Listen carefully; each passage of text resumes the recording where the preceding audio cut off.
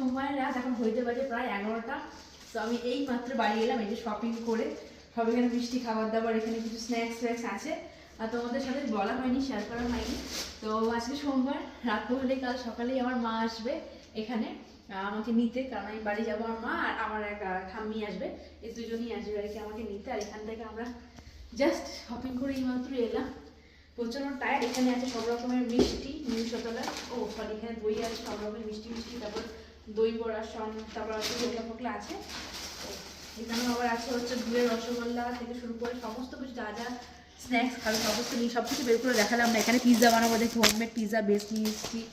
তারপর আরও অনেক কিছু আছে, থেকে শুরু করে বিস্কুট থেকে শুরু করে কলার চিপস নিয়েছি। তো হচ্ছে এই হচ্ছে আমাদের স্ন্যাক্স আইটেম, তার অনেক কিছু আছে, নিচে রেখে এসেছি।